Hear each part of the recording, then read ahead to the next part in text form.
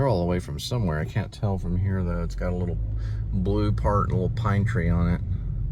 I think in the Carolinas, maybe. I totally liked Justin Scard's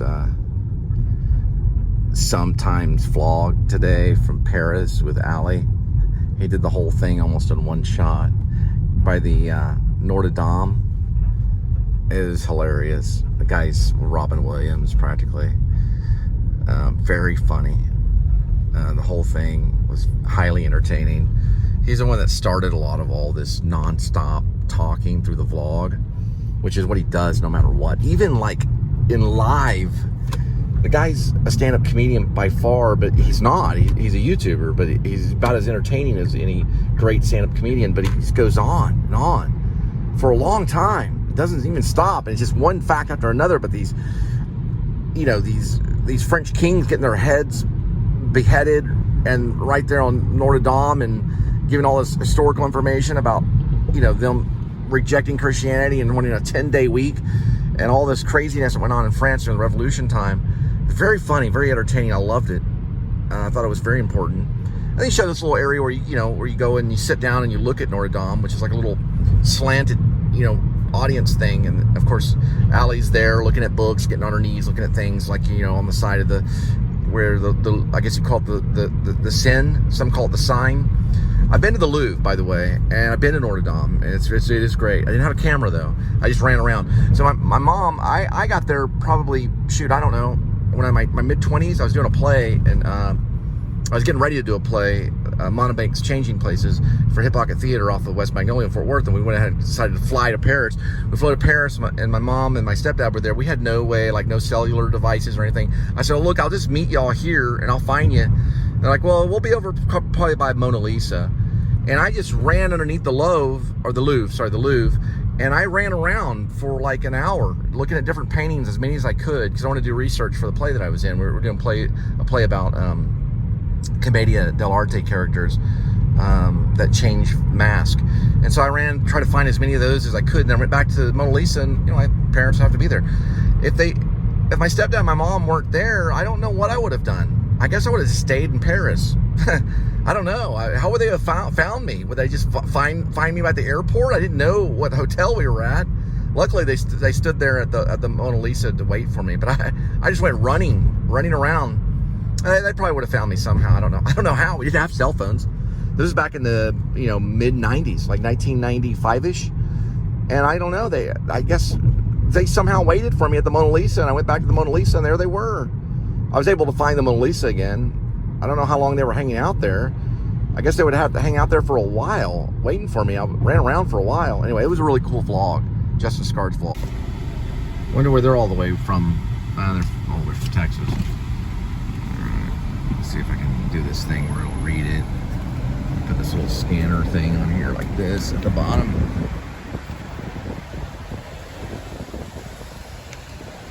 I got it. Okay, cool. I can check those out and get my $2.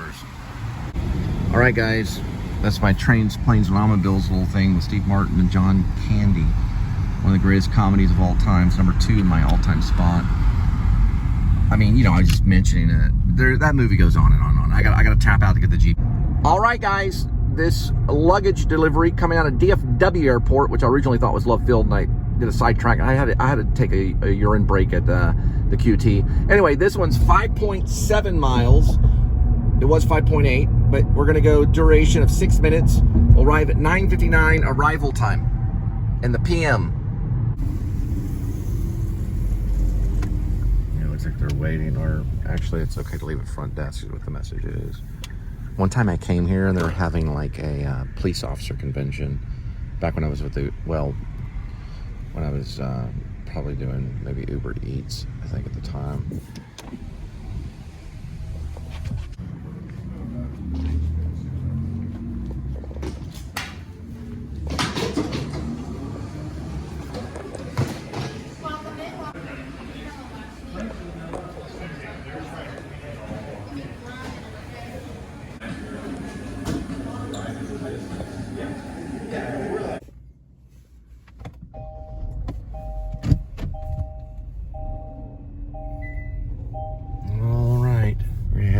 So tonight we made about $85. That was including the tip. And we're gonna head back, probably stop at the QT, and hopefully I'll be cutting the vlog here, and we'll just be seeing Kitty and Linda. I'll be praying. Oh, I forgot to mention, when I did go to Paris, 1995-ish, I was in my 20s. I was doing a play at Hip Pocket Theater called Mountebanks Changing Places. I did have a video camera. It was a Sony video camera, handheld. I do have footage of a castle in Normandy that's sometimes surrounded by water called Saint Michel's, and sometimes it's not surrounded by water. The water comes and goes, the tide comes and goes, but there's a dragon in there, and it's an amazing castle. It used to be a nunnery. It was once an institution for the insane, so it was a loony bin and a nunnery and a castle too, and it's got a Saint Michel angel that's slaying this dragon. You got to see that castle. If you know, I know that Justin Scard is in Paris now. Saint Michel's right there in Normandy. It's a drive. You got to get a rental car. You'll be driving on the wrong side of the road. Wait. I take that back. You may be, but you don't want to be, because France is actually the same as us. We drive on the same side of the road as France, in honoring France. So you'll be on the right side of the road. You'll figure it out eventually because of the reflectors. But check out Saint Michel Castle. It's in Normandy. You'll find it. It's also a filming location for Terrence Malick's To the Wonder with Ben Affleck. They go to Saint Michel in that one. It's pretty good. It's a pretty good one. You gotta check it out. Back in the day, in the mid-90s, we had video cameras, and we did try to make movies. They were usually like, oh wow, look at this guy. You can't really see him, but anyway, we did try to make movies, but we were usually just doing riffs of like Jason Voorhees Friday the 13th movies, or my friends were. That was like really officially the first, well, it wasn't really the first movie I was in, but it was a video I was in high school. My friend would remake Friday the 13th things. But the first one we did was called Monsters of Nanny's House, made with my friend my cousin Robert Cam, he runs a television studio in Olympia. He went into film and media. I went to theater because I like to talk and move around funny or weird or whatever. You know, I like to do things, like jump around and stuff. But, you know, we took it pretty serious. You know, we'd have a video camera. We at least try to make a movie. We didn't just vlog things and talk. But we can now. But we had a limited amount of videotapes that we could get. So if we were going to make it count, we'd try to do like a fictional narrative. Monsters in Nanny House, and then we did another one, Robert Cam and I did another one, he has this footage, called Adventures in Coffee, which was, we were playing Sherlock Holmes characters, as well as two other characters as well. Sherlock Holmes and a character called Paul Walden and Hall Hawthorne. And the Sherlock Holmes characters had British accents. But then we did another film called, this one's classic, it was called Kidnapped by a Carnivore, which was basically, I wrote this, well, we kind of had a script. It was about Stephen Patrick Morrissey being kidnapped by a carnivore, which was kind of like a version of my stepdad. And then we were playing these two characters that were obsessed with all things British. And we had our own British, like, gift store in my bedroom. And we made a paper plane for the airplane flying to Britain. And we're trying to help Morrissey because he got kidnapped by this carnivore. And we used police music from the Police, Sting. One of the songs was, don't stand so close to me. Anyway, he has the footage. Robert Camus in Olympia. I hope he still has it. Anyway, I haven't talked to him in a long time. We were filmmakers in high school. We were trying to be, and then, you know. He also majored in music at UNT. I hung out with a lot of the musicians, but I was mostly just a theater arts major. Yeah, I'd have to meet up with Robbie again to see if he'd send me a digital copy of some of our footage. We'll have to probably get that eventually. All right, get some gas and a hot dog. Yeah, the corn dog's only 99 cents.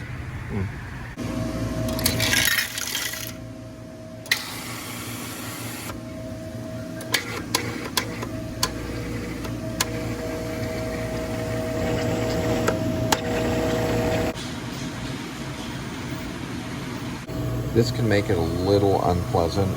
It's ghost pepper hot sauce. We're gonna stick with like mustard. This stuff's not too bad though.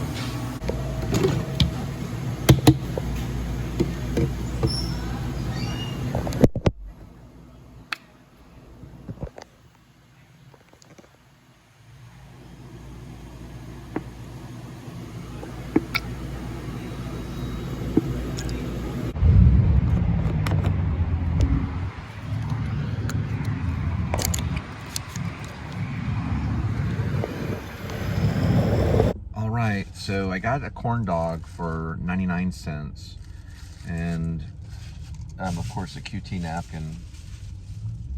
Those are Starbucks napkins. Well, they're not Starbucks napkins, or anyway, these are the QT napkin, so it kind of shows it. And then this is the corn dog that's still wrapped up right here, and it's 99 cents. It's going for 99 cents. Oh, I just got a message. Yeah, it's from my mom on YouTube. And I got these little onion crunch things. Just drop that. Okay. But I'm just gonna like open it up, and not really a chaser, but get kind of an onion taste. And then we've got some Rooster Booster. And this is a total of $1.07. I got some Sriracha Ranch.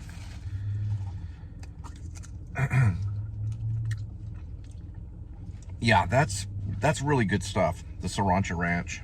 It's probably it's actually pretty good at QT. I'm gonna go ahead and dunk it.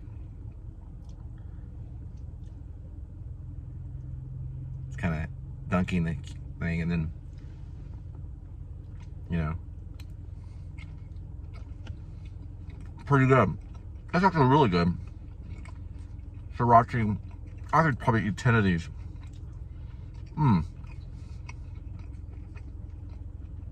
Simple corn dog wrapped in, you know, there's a sausage, and well, it's not sausage, it's hot dog in the center.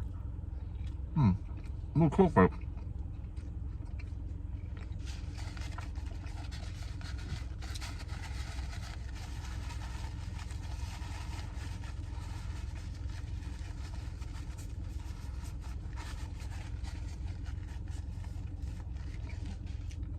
I'm gonna act more natural. I could probably maybe do a cut take on it.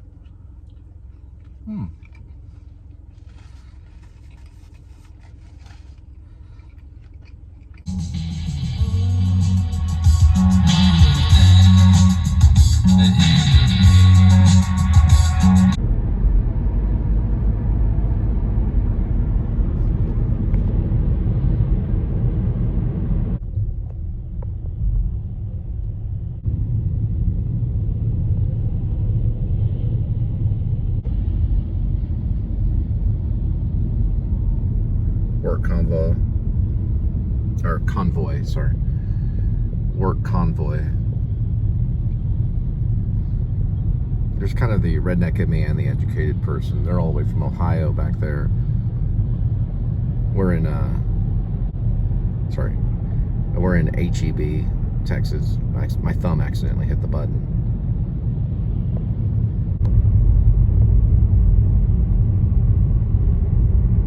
They saved this lane for me, I don't know why.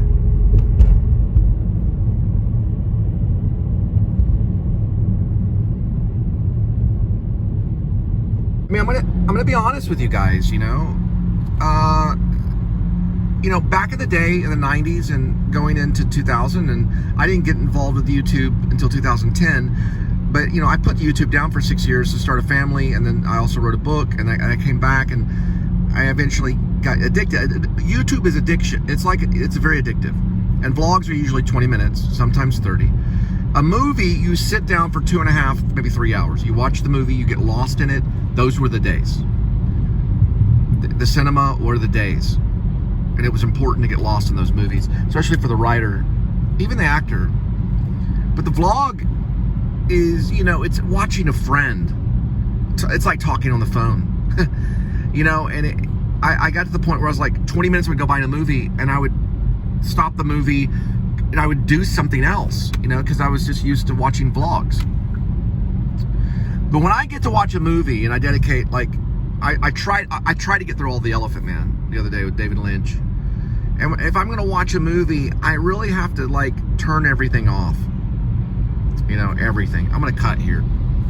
Anyway, there's way out in the distance, there's Fort Worth.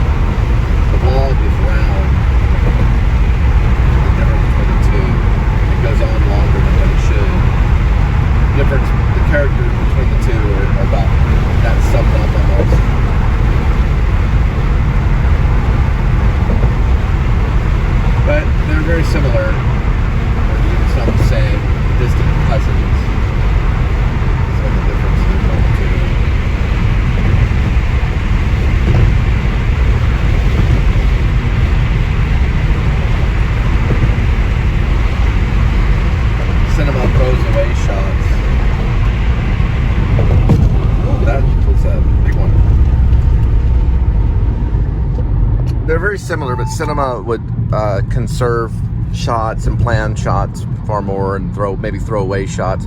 Well, the vlog goes on for far too long, and you know, in some form or fashion, it's a little annoying. It's like watching someone hold a camera or a camera phone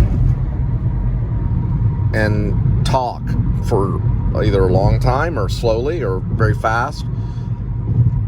There's different styles of vlog. There's all these different styles.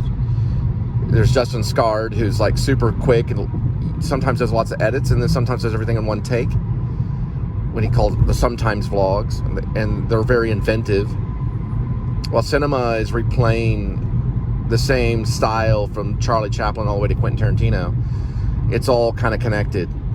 You know, The Tramp is connected to freaking Reservoir Dogs. The Lord is your keeper, Psalms 121. 5. I think that sometimes you think like, you know, some people think like a filmmaker, and then they make a vlog, and then other people could care less about setting up a shot, and they're not going to storyboard anything. No one's really going to storyboard. You know, in a couple of my features I try to make, I storyboarded stuff. You know, I try to have things kind of planned out.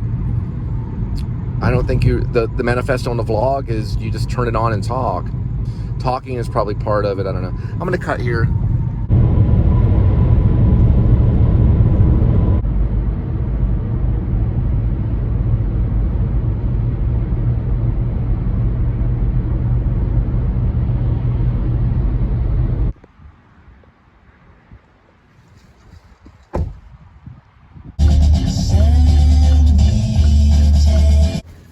There's Kitty.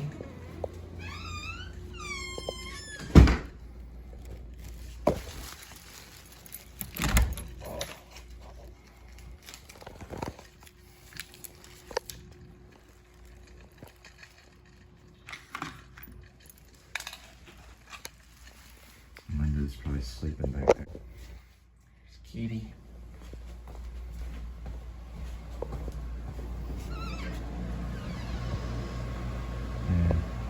Wake her up.